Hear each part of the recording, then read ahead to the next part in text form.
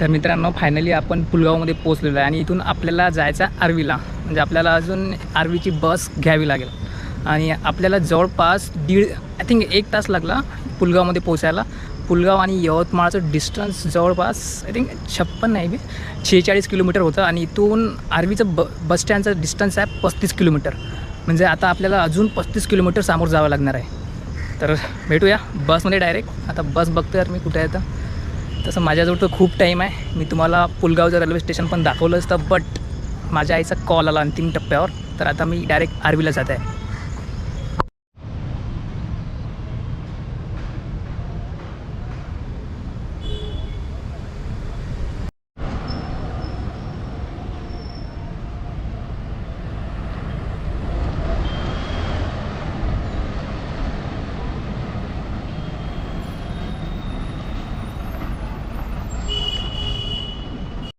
तर मित्रांनो फायनली आपली आर्वीची बस आलेली आहे. आता मी डायरेक्ट तुम्हाला आर्वीला भेटणार आणि आर्वी टू पुलगावचं डिस्टन्स आहे 35 किलोमीटर. आणि you can see in my back side आर्वीची बस उभी आहे. आता आपण बसमध्ये जाऊ. बसमध्ये मला आजच्या दिवशी जे मला कॅबिनची सीट पाहिजे असते ती भेटलेली नाही आहे. तर आपण आज वेगळा व्ह्यू पाहू. ओके.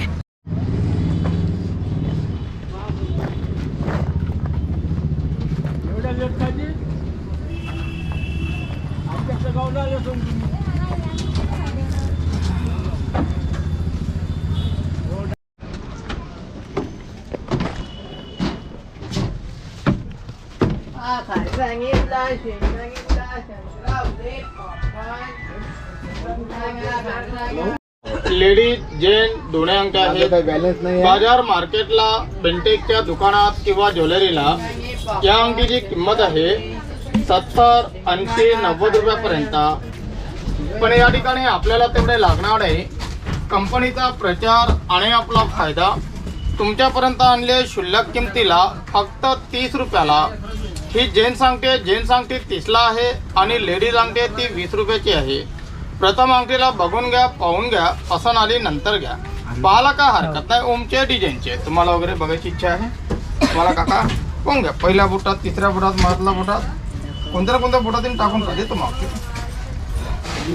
लेडीज अंगठी, बदामी अंगठी, डिझाईनचे तुम्हाला.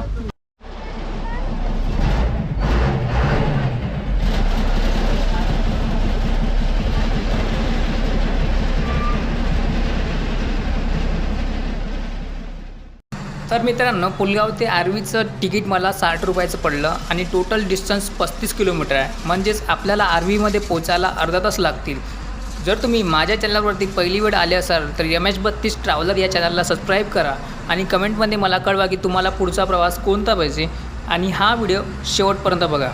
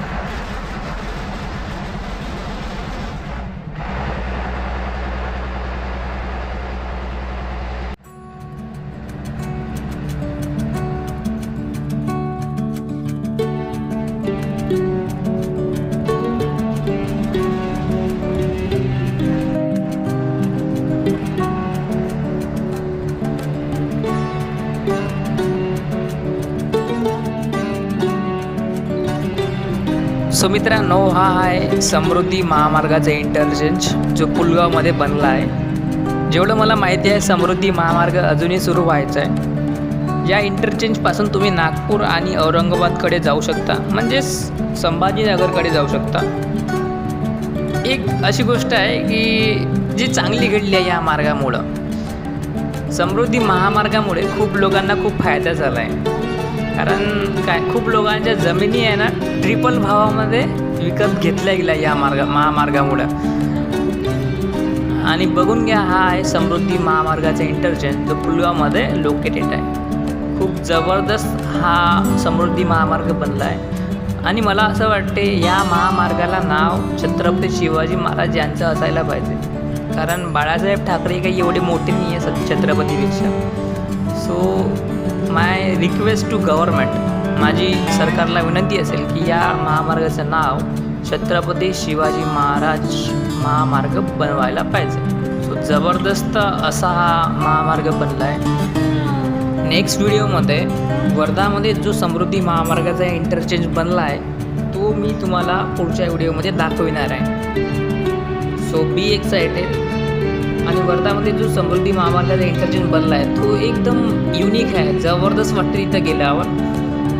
एकदम मस्त डिझाईन आणि इन्फ्रास्ट्रक्चर तिथं डेव्हलप झालेलं आहे. आणि ज्यावेळी आपण तिथं जाऊ त्यावेळी मी तुम्हाला डिटेल्समध्ये समृद्धी महामार्गाबद्दल इन्फॉर्मेशन देणार. तिथचं टोल किती आहे, टोलचं सिस्टीम कसं आहे, इन्फ्रास्ट्रक्चर कसं आहे, डिझाईन कसं आहे रोडचं. आपण ऑन द फील्ड जाऊ, रोड बघू, सर्व काही बघू त्या दिवशी. ओके, भेटूया त्या व्हिडिओमध्ये. तर हा व्हिडिओ शेवटपर्यंत बघत राहा. जर चॅनलला सबस्क्राईब नाही केलं तर चॅनलला सबस्क्राईब करा. आणि धन्यवाद.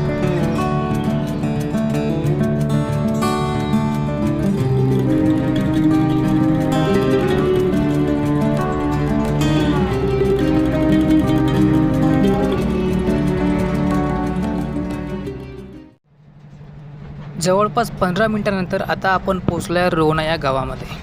सो रोहना हे एक छोटंसं गाव आहे जे आर्वी ते पुलगाव या मार्गावर पडतं. या ठिकाणी जर तुम्ही थांबला तर तुम्ही या ठिकाणी नाश्ता करू शकता आणि समोरच्या प्रवासासाठी निघू शकता. मित्रांनो, आता तुमच्या मनामध्ये एक प्रश्न निर्माण झाला असेल की आर्वी टू पुलगाव या मार्गावर रेल्वे सुरू आहे का? तर माझं उत्तर नाही आहे. मित्रांनो, 20 वर्षापूर्वी आर्वी ते पुलगाव या मार्गावर शकुंतला एक्सप्रेस या नावाची रेल्वे चालायची आणि ती एक नॅरोगेज रेल्वे होती. आताही त्या रेल्वे मार्गाचे अवशेष तुम्हाला या रोडने दिसतीलच, जसे रेल्वे ब्रिज, रेल्वे स्टॉप आणि आमच्या आर्वीमध्ये रेल्वे स्टेशनसुद्धा आहे. बेसिकली ही रेल्वे इंग्रजांनी सुरू केली होती कारण आर्वी तालुक्यामध्ये कापसाचं उत्पादन खूप मोठ्या प्रमाणात होत असते.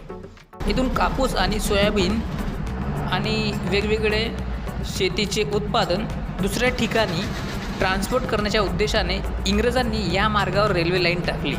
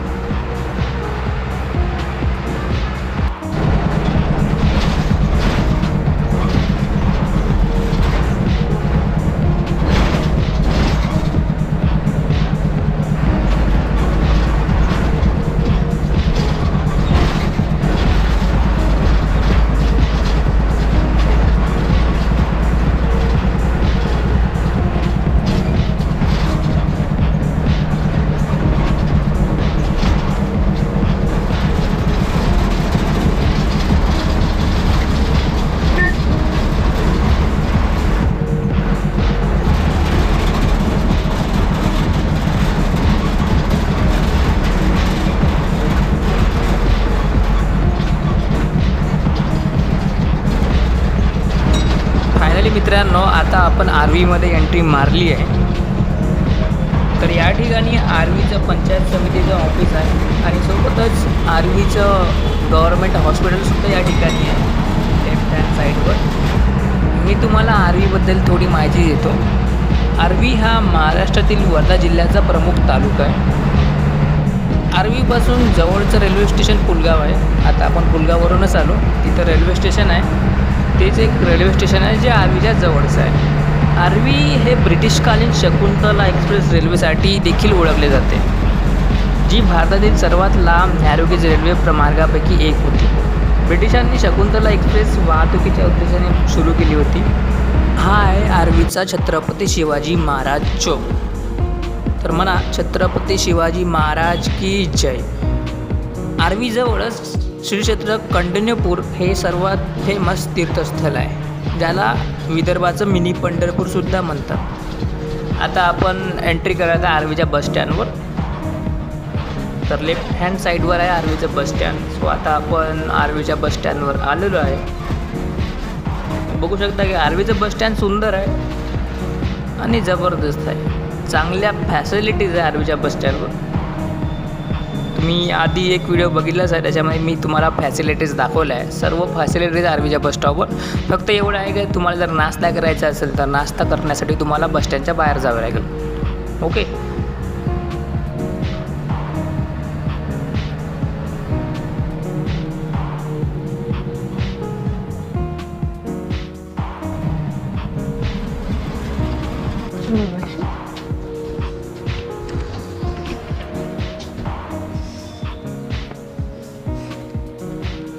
सो फायनली मित्रांनो, आपण आर्वीमध्ये पोहोचलो आहे. सो आर्वीच्या बसस्टँडवरून केव्हाचं निघून गेलेलो आहे आणि आजच्या या प्रवासामध्ये आपण आर्वी टू यवतमाळ हा प्रवास कंप्लीट केला आहे. टोटल डिस्टन्स होतं 99 किलोमीटर आणि आपल्याला लागलं 3 तास लागले.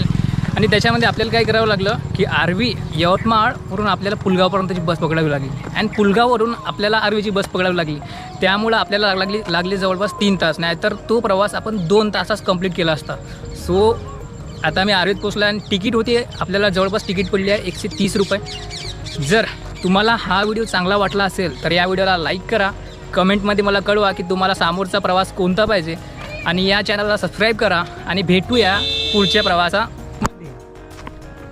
अब अगर तुम लोग नए हो तो सब्सक्राइब करो, वो जो लाल वाला बटन है उसके साथ स्कैम करो या फिर महफिल जमाओ, मुझे नहीं पता, बस क्लिक हो जाना चाहिए.